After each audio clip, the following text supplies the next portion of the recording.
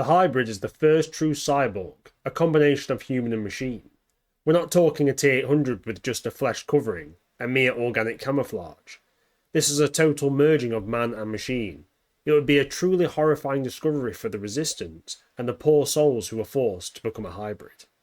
Hybrids, also known as Thetas or THs for short, with the original idea and work for these monstrosities beginning before Judgment Day with Project Angel, which was headed by Dr. Serena Kogan, a scientist of Cyberdyne Systems Genetics Division. The main goal of this project was to build hybrid organic and mechanical bodies from which humans could continue to live after their natural bodies had died. This would be massively profitable for Cyberdyne, with the rich and powerful potentially living forever with this kind of technology.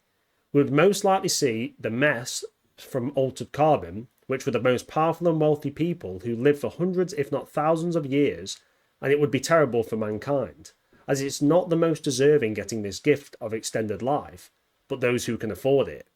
And to make this project even more important to Dr. Krogan, well, she had been diagnosed with terminal cancer and was nearing her own death, so morality went out the window.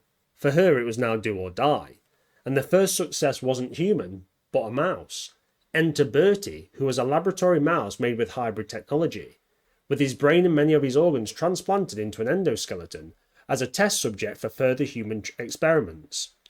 It was the first successful transplant of a living organic brain into a housing endoskeleton, based on prototype pre-Terminator technology. There were also chimpanzee test subjects, which makes sense as they're far closer to humans than mice, so it'd be a great test before human trials begun. This also leads to the potential of Terminator monkeys, apes and the like, which Skynet could make great use of as shock troops in the future war. The first human test subjects came from prisoners on death row, with Marcus Wright as seen in the Terminator Salvation movie. He was the first field-deployed hybrid, and Dr. Krogan herself also became a hybrid cyborg. Yes, she was pretty tapped in the head to be fair. So the hybrids have many unique qualities compared to normal infiltration Terminators. First, they are not an endoskeleton with living flesh covering them. They have all the human organs transplanted to their new hybrid body. Everything from the brain to the heart is transplanted from the chosen subject's original body. This quote from Terminator Salvation illustrates how close to humans the hybrids are.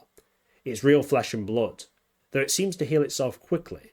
The heart is human and very powerful, the brain too, but with a chip interface. It has a hybrid nervous system, one human cortex, one machine.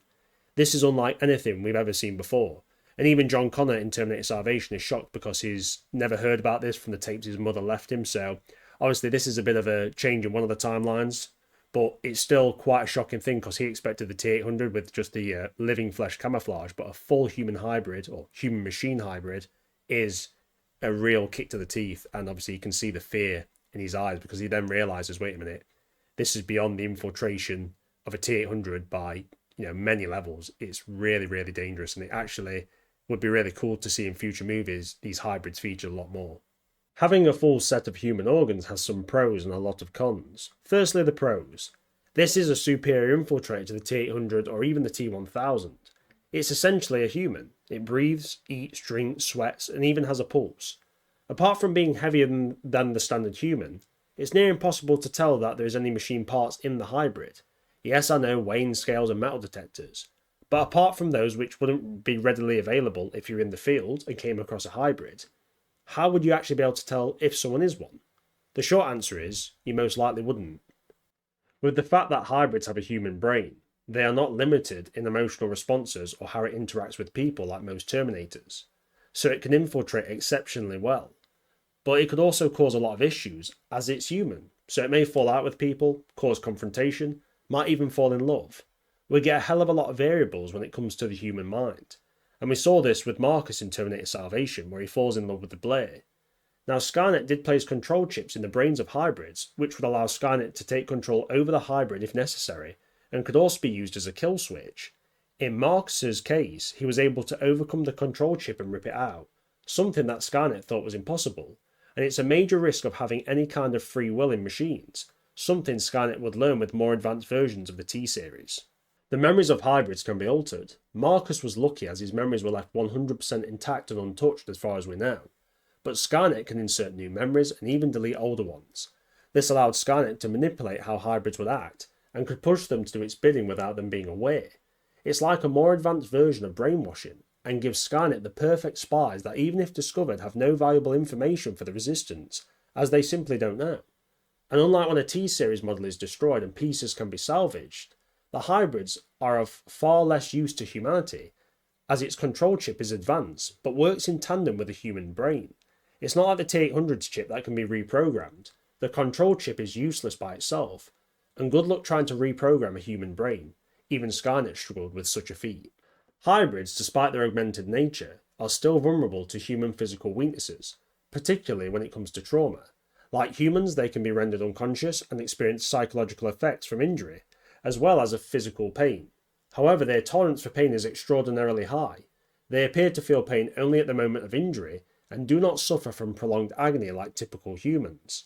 Thanks to their genetically engineered living tissue, hybrids possess enhanced regenerative abilities, being able to heal cuts and bruises in hours instead of days. And things such as broken bones can heal relatively quick, maybe in a few days. This gives hybrids great resilience when moving through the wasteland of the future war, and the survivability increases the chance of a successful mission.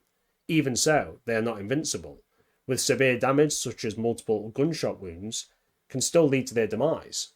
The fact that they take wounds is beneficial to their infiltration, as a hybrid with a bad gunshot wound could be carried to a resistance base for treatment. As long as its endoskeleton isn't exposed, no one would be wise to its true nature. We also see large vulnerabilities with the organs being the weakest part of the hybrids, with massive impacts that get through the endoskeleton being able to stop the heart or injure many other organs.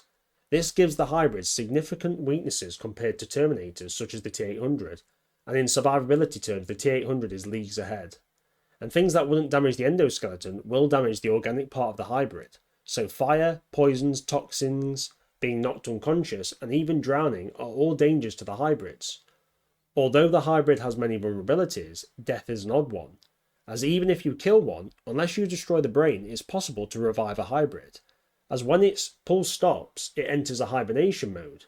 It's unknown how long it can stay like this until degradation, but it's stated as indefinite, but I doubt that. But it essentially brings in zombie rules where you need to make sure that you've destroyed the hybrid's brain to kill it completely.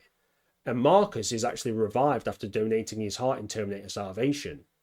But he didn't have a new heart transplanted, he regrew one. Yep, the hybrid's regenerative capabilities are nuts.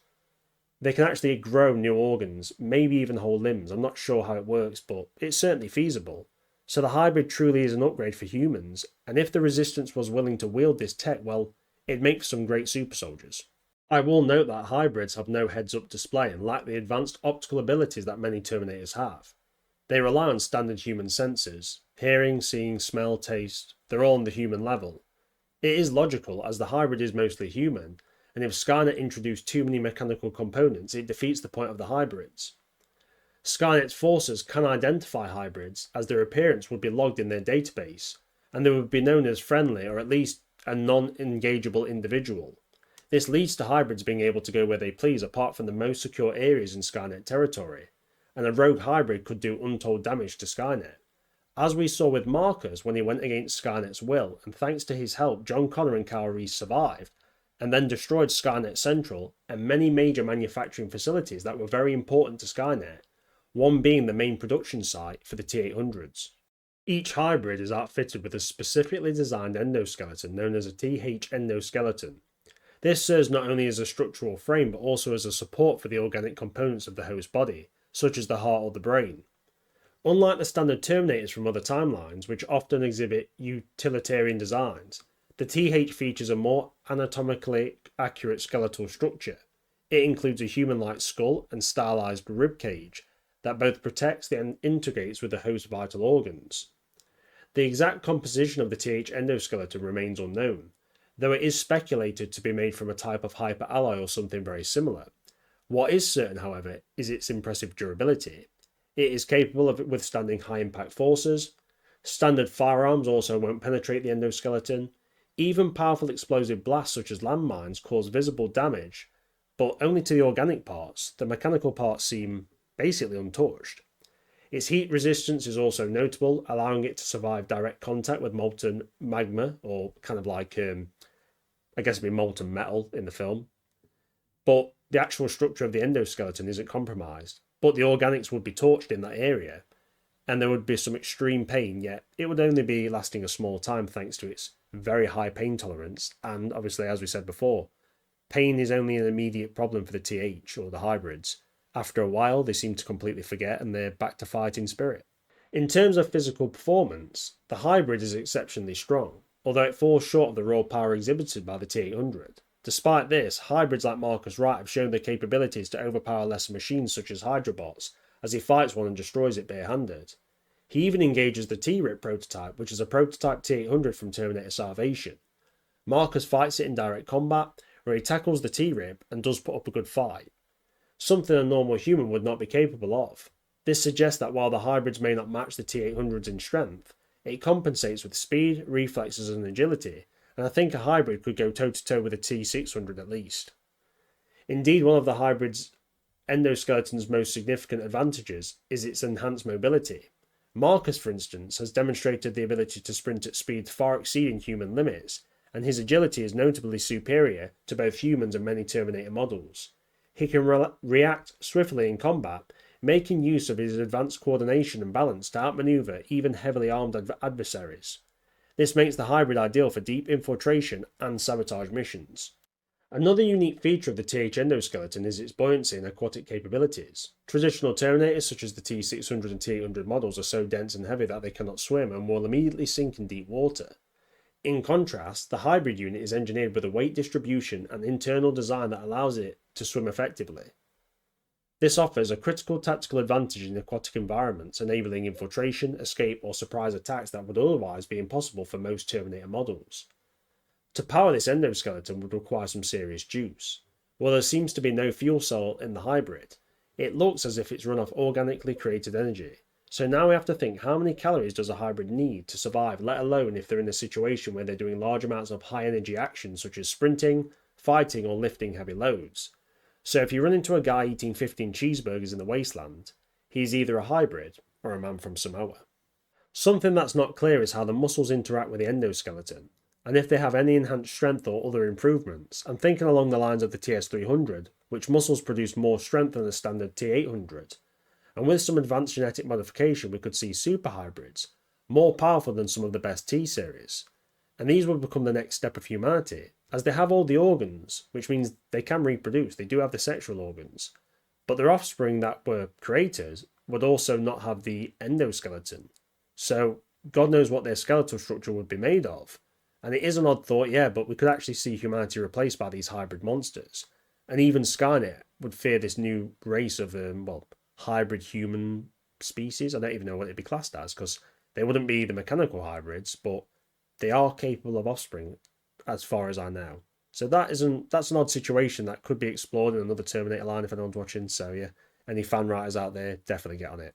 Anyway, the hybrids are an odd entry into the series. They have lots of vulnerabilities, yet some amazing strengths, especially in infiltration. But many of these are quite niche, though they are the perfect spies for Skynet. But in the end, you just can't beat the good old T800. Anyway, I hope you enjoyed it. Thanks for watching, guys. And as always, have a beautiful evening.